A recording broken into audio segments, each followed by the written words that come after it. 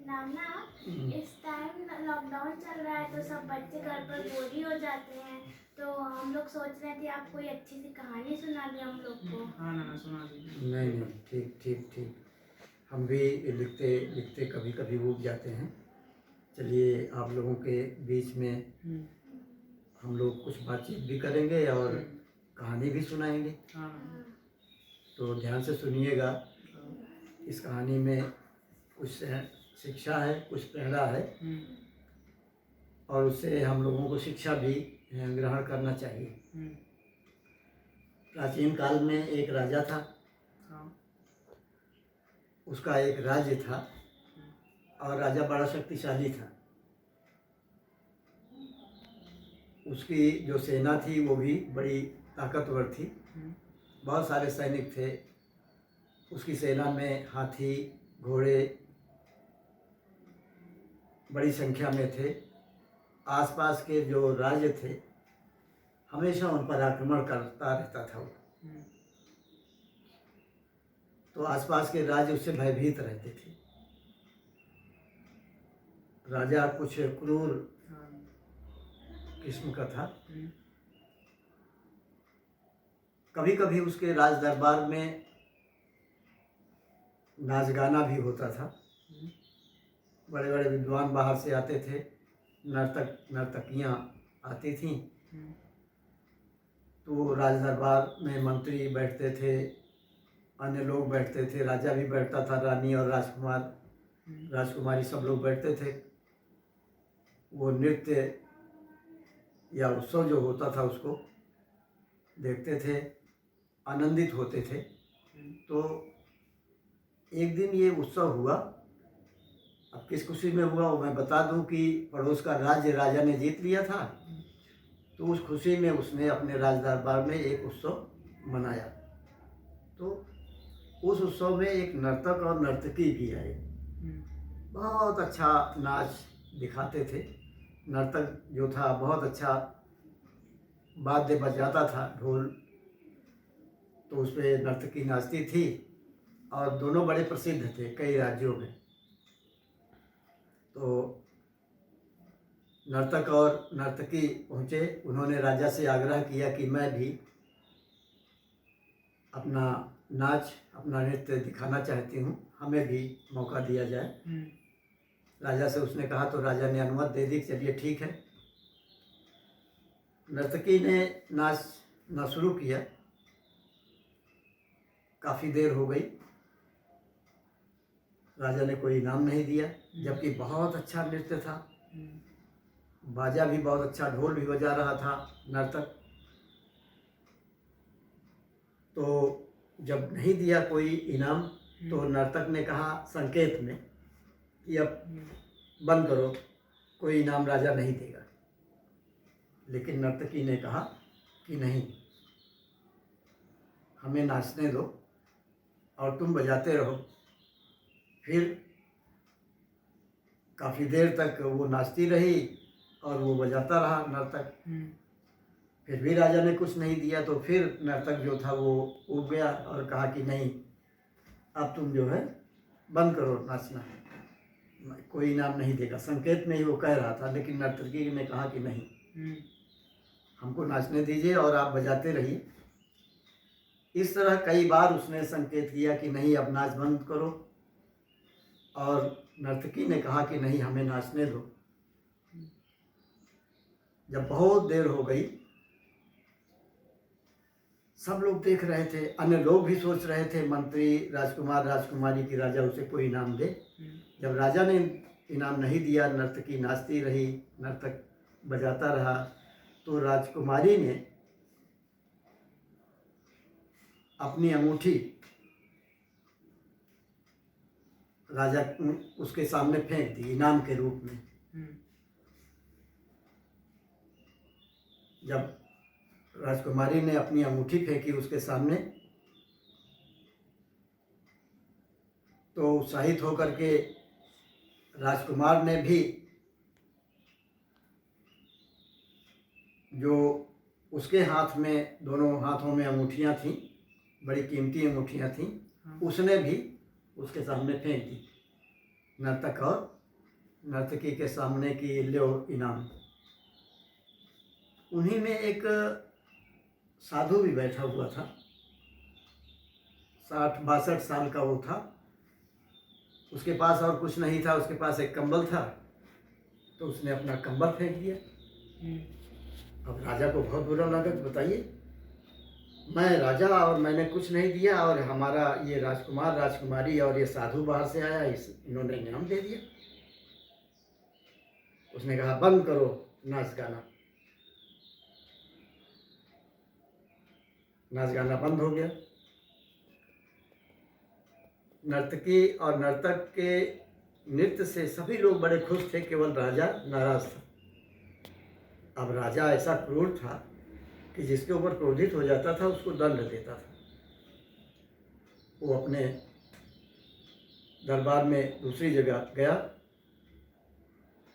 और फिर उसने राजकुमार को बुलाया, कहा कि मैंने नृत्य देखा, मैंने कोई इनाम नहीं दिया, तुमने इनाम क्यों दे दिया? ये तो मेरा अपमान है। तो राजकुमार ने कहा कि महाराज, आप मेरे पिता हैं, अगर मुझे माफ़ करें, क्षमा करें, तो मैं कारण बताऊं। तो राजा ने कहा चलिए ठीक है, अगर उचित कारण होगा तो हम माफ़ कर देंगे। तो राजकुमार ने बताया कि महाराज, आपकी उम्र बहुत हो गई है, आप लगभग 70 वर्ष के हो रहे हैं। मेरे मन में एक विचार हमेशा आता था कि अब तो मुझे राजा बनना चाहिए, और मैं यही सोचता रहा कि कब हमारे पिताजी मुझे राजा बनाएंगे। और जब मैंने देखा कि आप मुझे राजा नहीं बना रहे हैं, तो मेरे मन में एक विचार आया कि मैं आपकी हत्या कर दूं और राज सिंहासन को आपसे छीन लूं और मैं राजा बन जाऊं। लेकिन जब मैंने नर्तकी का धैर्य देखा कि भले ही आप उसे पुरस्कार नहीं दे रहे हैं, फिर भी वो कह रही है कि नहीं, मैं नाचूंगी, तुम बजाते रहो, मैं नाचूंगी, तुम बजाते रहो। वो अपने धैर्य को नहीं खो रही है, नहीं छोड़ रही है। तो फिर मैंने ये विचार बदल दिया कि नहीं, मुझे और प्रतीक्षा करनी चाहिए, मैं हत्या नहीं करूँगा। यानी हत्या करने का विचार मैंने छोड़ दिया। तो राजा ने कहा ठीक। उसकी आंखें भी खुल गईं, उसने उसे माफ़ कर दिया। फिर राजकुमारी को बुलाया गया। राजकुमारी ने कहा कि तुम मेरी बेटी हो, तुमको तो मेरे सम्मान का ख्याल रखना चाहिए। मैंने कोई पुरस्कार नहीं दिया और तुमने पुरस्कार दे दिया, मुट्ठी दे दी, ये तो मेरा अपमान है। तो राजकुमारी ने हाथ जोड़कर कहा कि पिताजी, क्योंकि उस समय वो अपने सिंहासन पर था, तो महाराज अगर आप मुझे क्षमा कर दें तो मैं कारण बताऊं। तो राजा ने कहा चलो, अगर तुम्हारा कारण उचित होगा तो मैं क्षमा कर दूंगा। राजकुमारी ने कहा महाराज, मेरी उम्र 35 वर्ष हो गई है और आपने मेरा विवाह नहीं किया। आप राजकाज में ही इतने व्यस्त रहते हैं कि आप घरेलू कार्यों से पर आपका ध्यान नहीं जाता है। तो मेरे मन में एक विचार आया कि ये मेरी शादी नहीं करेंगे। मैंने एक युवक के साथ भाग जाने का निर्णय लिया था, लेकिन जब मैंने नर्तकी का धैर्य देखा कि वो बार बार उसका पति कह रहा है कि नहीं, नाच बंद करो, लेकिन वो कह रही नहीं, अभी नाचने दो, नाचने दो।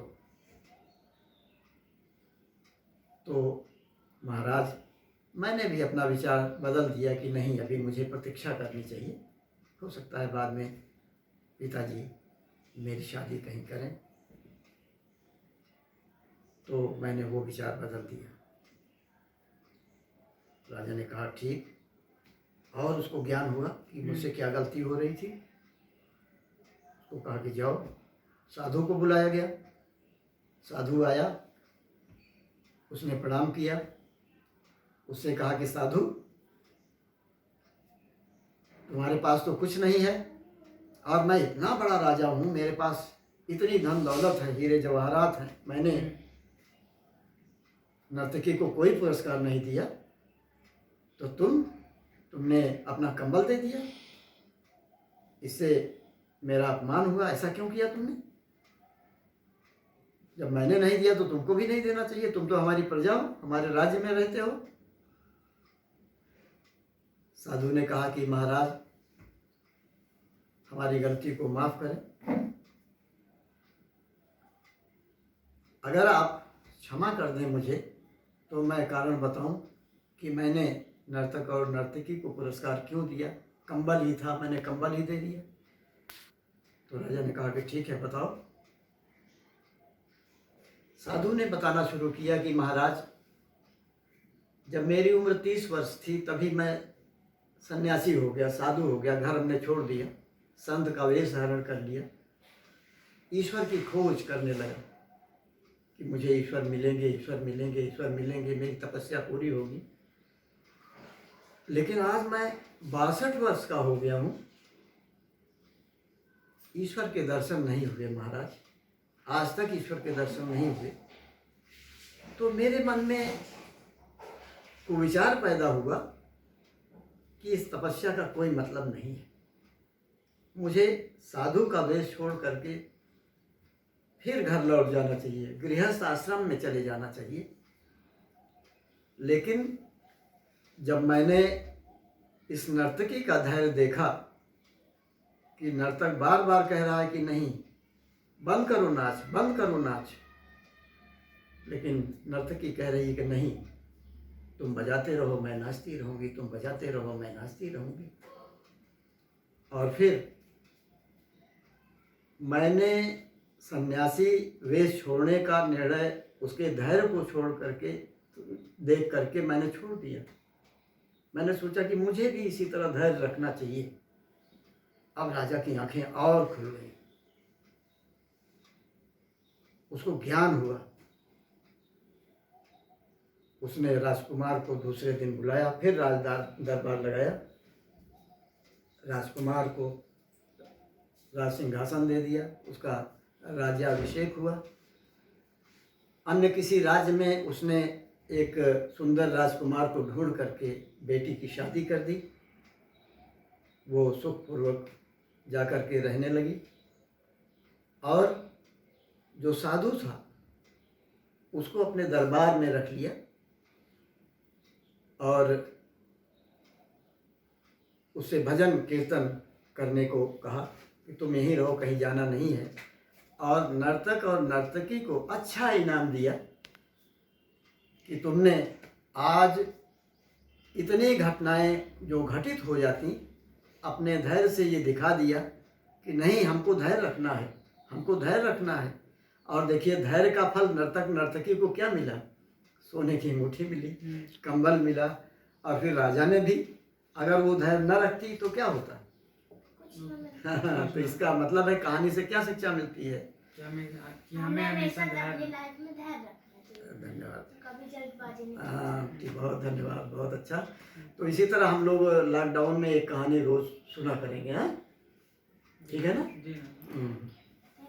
चाहिए। धन्यवाद।